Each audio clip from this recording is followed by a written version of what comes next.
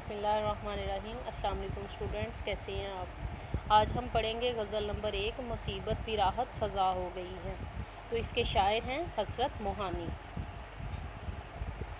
हसरत मोहानी 1875 में पैदा हुए और 1951 में उनकी वफ़ात हुई। हसरत मोहानी का असल नाम सैयद फ़ज़लुल हसन और हसरत तहल्लुस था।